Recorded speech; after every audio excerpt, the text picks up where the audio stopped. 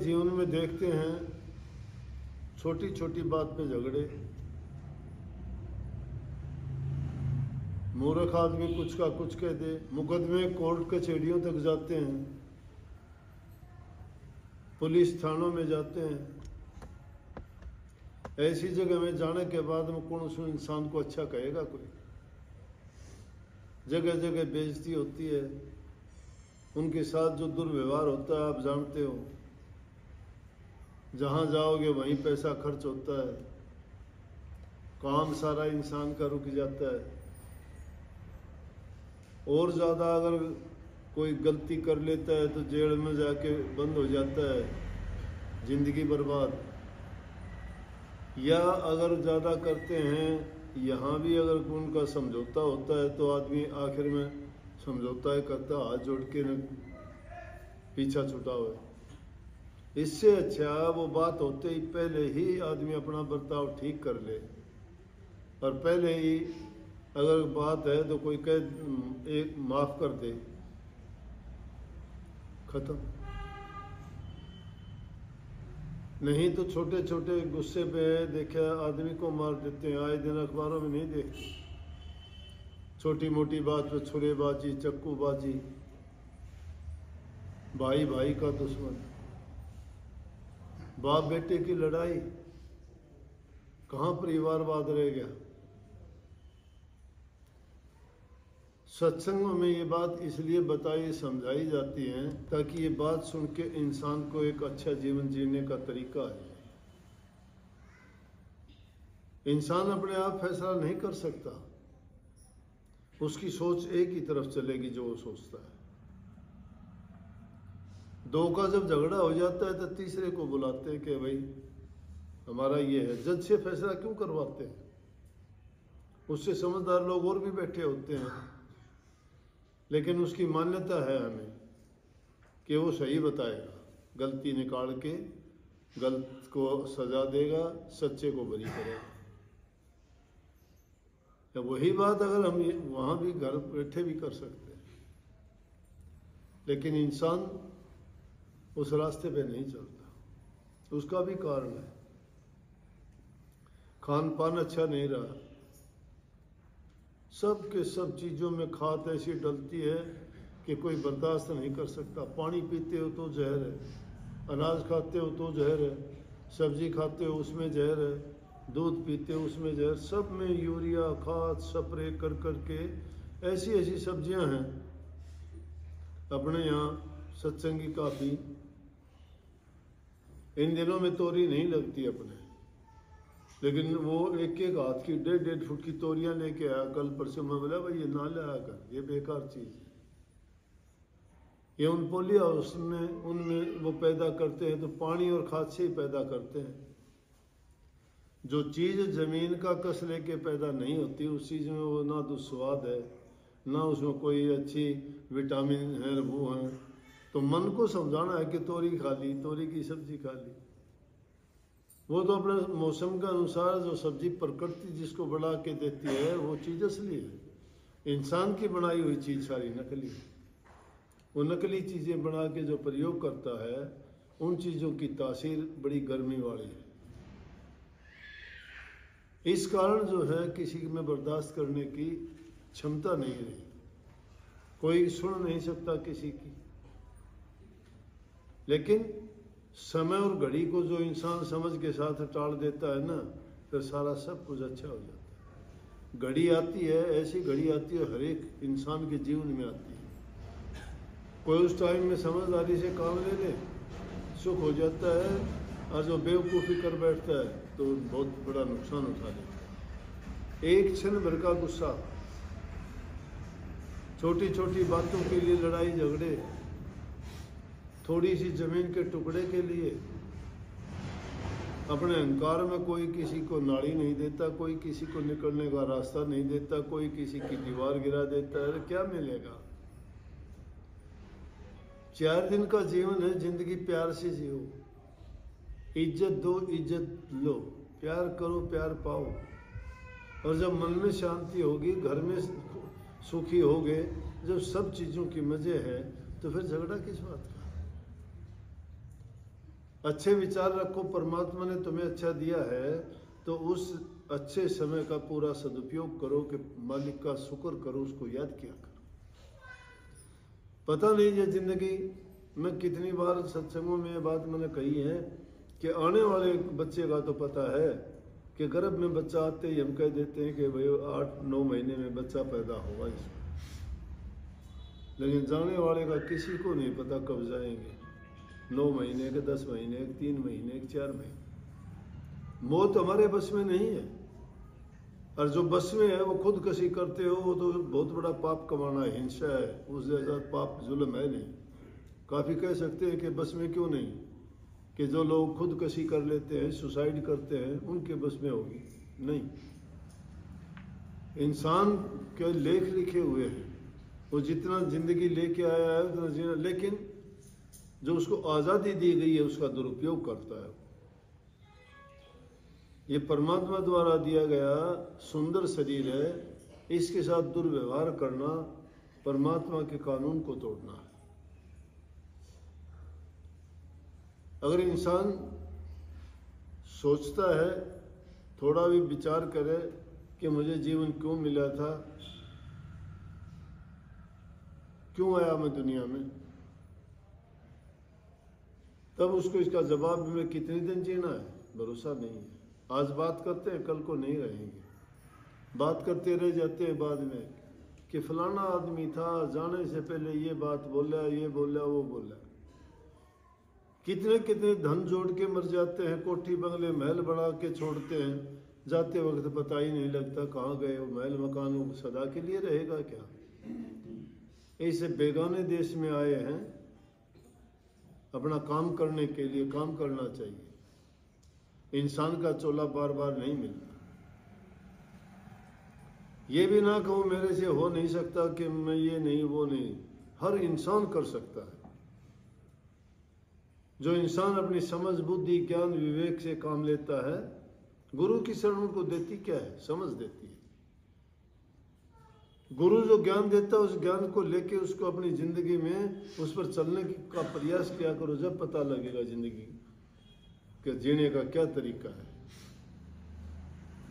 अगर उस पर चलते ही नहीं तो क्या बात है कि जिंदगी तो आपके जीवो तोगे, लेकिन वो जीवन जीवन नहीं रहेगा। जीवो और जीने दो। तुम किसी की इज्जत करोगे तुम्हारी लाख गुना इज्जत करेगा, तुम किसी से प्यार करोगे तुम्हारे से प्यार है, तुम नफरत करोगे अगला भी नफरत करेगा। प्रकृति का नियम है, जो इंसान जैसा देगा उसके पास लौट के वही आएगा। जब हम किसी के साथ अच्छा बर्ताव नहीं करेंगे वो हमारे साथ अच्छा कैसे करेगा। अगर कोई बुरा करता भी है तो उसको पूरी छूट दे दो, कभी न कभी उसकी भी उसको आत्मग्लानि होगी, उसका मन उसको कह देगा कि ये तो वो बेचारा अच्छा करता है, तो ऐसा क्यों करता है। अगर वो नहीं भी करेगा तो भी परमात्मा उसको अपने आप सजा देगा, अपने आप सुधर जाएगा। इतिहास भरा पड़ा ऐसी कहानियों का, ऐसी बातों का। अपने आप जो है हमें ये फैसला नहीं करना चाहिए। हाँ, जो करने वाला काम है वो करना चाहिए, शुक्र करना चाहिए परमात्मा का बार बार कि इतना सुंदर शरीर दिया, ये इंसान का चोला दिया, हमें गुरु मिला, सत्संग मिला, अच्छी संगत मिली, जिसके कारण हमारे विचार पवित्र हुए। शुद्ध विचारों और पवित्रता के साथ हमने उसे मालिक का गुणगान किया, जिससे ये सब कुछ पाया। उसको भूल बैठते हैं लोग, और जब उसको भूल जाते हैं तभी उल्टे सीधे काम करते हैं। आप कहते हो नाम लिया है, नाम लिया है, नाम लिया मान लिया, लेकिन नाम लेके नाम वाले काम तो नहीं किए। नाम दिया तो नाम देते वक्त कह दिया गया था ऐसे का ये काम निषेध है, ये ना करना, हम वही काम करते हैं, फिर क्या नाम लिया। अरे एक अज्ञानी से अज्ञानी आदमी भी अपने शरीर को तो धोता है कि गंदी बदबू ना आए, कपड़ों को भी साफ करता है कि उनमें पसीना लगे हुआ या कोई किसी प्रकार की और गंदगी या कोई धब्बा लगे वो धुल जाए, वो भी सोचता, लेकिन अपने मन को धोने का प्रयास कोई नहीं करता। सारी मलिनताएं इंसान के मन में भरी हुई है। और मन जब शुद्ध और पवित्र हो जाता है तो मैं कहता हूँ सारा जीवन से पवित्र हो जाता है। जिस इंसान के खुद के विचार अच्छे नहीं हैं वो कभी किसी इंसान में अच्छाई नहीं ढूंढ सकता। वो कहेगा सारी दुनिया एक जैसी है। गुरु द्रोणाचार्य के पास कौरव और पांडव दोनों शिक्षा लेते थे, राजघराने के बच्चों को ही शिक्षा देते थे। दोनों को उस समय के सबसे प्रसिद्ध गुरु थे। गुरु का मतलब उस जमाने में हर प्रकार की शिक्षा देना था, सब प्रकार की, व्यवसाय की, जीवन की, दवाई की, लड़ाई की, हथियार चलाने की, घुड़सवारी की, जितनी भी चीजें जीवन में काम आती हैं सारी की सारी गुरुकुलों में गुरु के द्वारा प्राप्त होती थी। तो गुरु द्रोण को उनको शिक्षा देने का आदेश दिया गया, चले गए। अब कौरव तो वो हैं जिनमें दुर्योधन जैसे दुष्ट आदमी हैं, एक ही गुरु से पढ़ते हैं, एक ही जगह पर रहते हैं, एक ही राजकाज में पड़े बड़े हैं। उसी में पांडव भी हैं, वो उनके साथ रहते हैं, गुरु द्रोण से ही शिक्षा लेते हैं। लेकिन एक में तो ऐसा जहर भरा हुआ है कि देख के भी खुश नहीं है, और एक दूसरा ऐसा है फूल के समान, जहाँ जाता है बोलता है करता है, हर काम में खुशी, खुशबू और प्यार है। उसके बर्ताव में ऐसा है कि जो इंसान उससे बात करता है वही खुश होता है।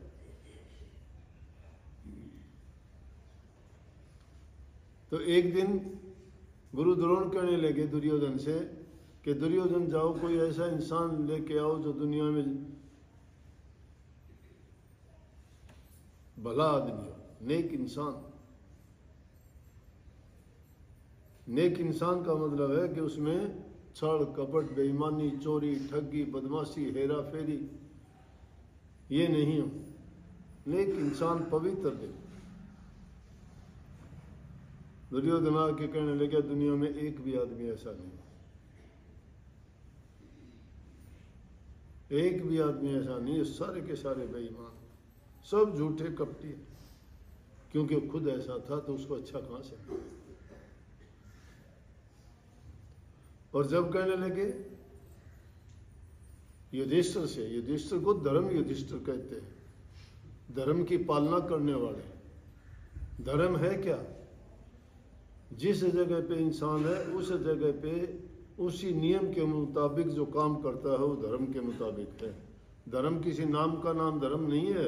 यदि सोचते हो हिंदू धर्म है, मुसलमान धर्म है, सिख धर्म है, ईसाई, ये तो मत है, ये तो अलग अलग मत हैं। धर्म तो इंसान का इंसानियत के रूप में कर्म करने का नाम धर्म है। पिता है तो पिता के रूप में उसके कर्तव्य बनते हैं, उनका पालन करता है।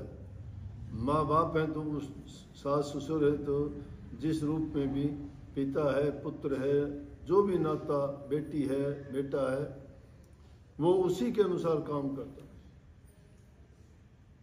वो धर्म की पालना करते हैं। दुर्योधन धर्म की पालना करता। श्री रामचंद्र जी त्रेता युग में हुए धर्म की पालना करी। पिता की 4 रानियां थी, पैदा तो कौशल्या के गर्भ से हुए, लेकिन कैकेयी भी माँ थी, वो क्योंकि उसके पिता की रानी थी वो भी, और उसी ने वनवास दिलाया। लेकिन फिर भी धर्म कैसे था कि उसने वनवास दिलाने के बाद भी उसके प्रति कोई भी उसको मलाल नहीं था। जब वनवास के लिए जाने लगा तो उससे भी जाके कहता, माता आशीर्वाद देना मेरे 14 वर्ष पूरे शांति से पूरे हो जाएं, और भाई भरत को गद्दी मिली है, तुम आराम से उनके मदद करना और ठीक से जो है उनको चलाना। वो तो उसको वनवास दिलाते हैं, और वो धर्म की पालना ये है, कहता है कि तू मेरी माँ, मुझे आशीर्वाद दे। आज का जमाना हो तो कैसा आशीर्वाद लेंगे उससे।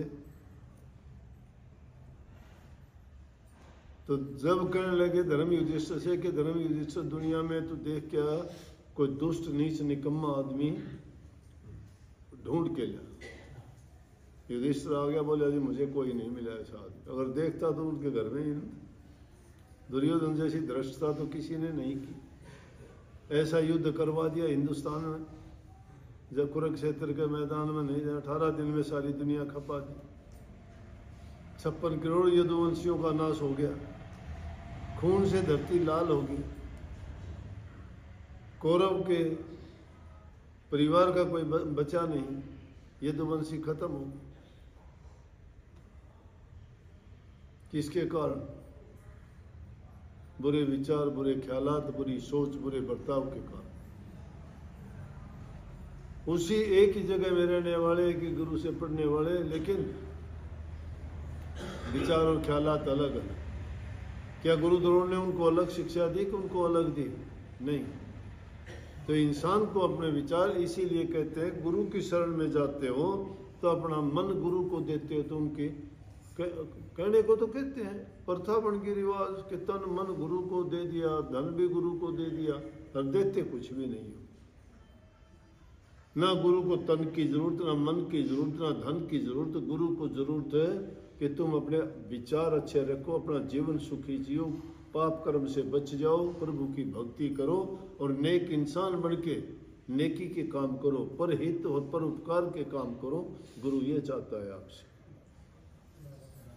और जो इंसान ऐसा करता है, मैं कहता हूं उसका जीवन सुखी रहेगा।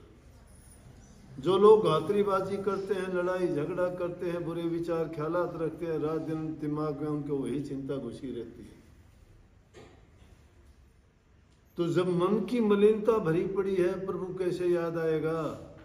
परमात्मा ने तो खोया खुद कहा है कि मैं भक्तों के दिलों में रहता हूं,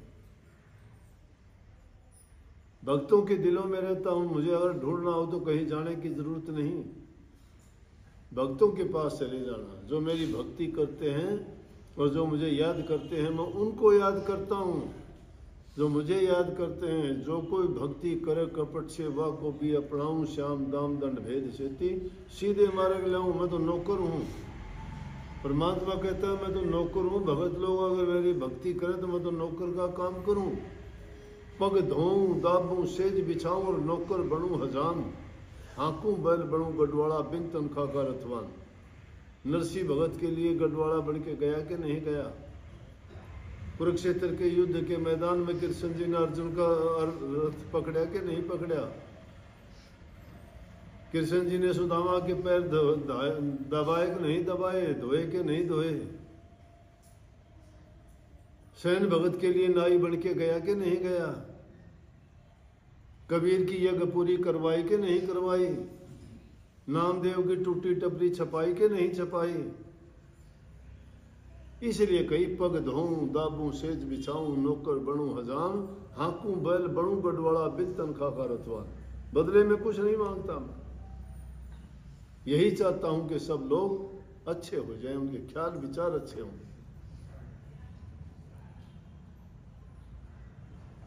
इसलिए भाई अच्छे काम किया करो, नेक काम किया करो। बुरा अगर कोई करता भी है उसको भूल जाया करो। कुछ नहीं जाता इंसान का, कुछ नहीं जाता। अगर कोई तुम्हें दो कह भी लेता है तो बर्दाश्त कर लिया करो, देखोगे परिणाम उसका बहुत अच्छा निकलेगा, बहुत अच्छा निकलेगा। लेकिन अगर तुम भी हमेशा गर्म लो, एक और ठंडा लोहा काटता है, एक ही जाती है, लेकिन एक गर्म होने के कारण ठंडे से कट जाता है। गर्म होता है वहां ठंडे हो जाओ, तुम नहीं कटोगे, अगला ही कटेगा। प्यार का जीवन जियो, शांति अगर तुम्हारे दिल में होगी, घर परिवार से सुखी रहोगे, अपना कमा के खाओगे, बुरे रास्ते नहीं जाओगे, तो तुम्हारा मन पवित्र होगा। पवित्र मन जब होगा तो तुम्हारा मन भक्ति की ओर चलेगा। और एक बार आदत डाल ली फिर बुरा नहीं कर पाओगे तुम। तुम्हारा दूसरा कर देगा तो भी तुम उसका बुरा नहीं कर पाओगे, क्योंकि तुम्हें पता लग गया कि बुरा करने का नतीजा क्या होता है। जिस इंसान को बुरा करने का, भला करने का वो कोई डिफरेंस नहीं जानता, उनके बारे में उनको वो नहीं सोचता कि बुरे का क्या है, भले का क्या प्रतिफल है, वो आदमी ऐसा करता है, बोध नहीं होता उसको। एक कसाई रोजाना मुर्गे मारता है, बकरे मारता है, अंडे फोड़ते हैं रेडियो में, नहीं देखते तो देखते हो दुष्ट काम है। तुम्हारे हाथ से तो कीड़ी मर जाती है तो भी कहते हो तुम्हारी गलती नहीं थी, लेकिन तुम्हारे से मरने पे तुम्हें दुख होता है। और वो लोग जानबूझ के काटते हैं, उनको बोध नहीं है, पाप बोध नहीं है। जब इंसान को जानकारी हो जाती है तो उसको बोध हो जाता है, ज्ञान हो जाता है। ये ज्ञान होना है। जब ज्ञान हो जाता है तो सारे भूल और भरम मिट जाते हैं। इसलिए सत्संगों में भरम मिटाए जाते हैं, दिल पवित्र किए जाते हैं, विचार सुधारे जाते हैं। जिसके सुधर जाते हैं ना, वो इंसान सुखी हो जाता है हर तरह से। सबको बहुत बहुत आशीर्वाद।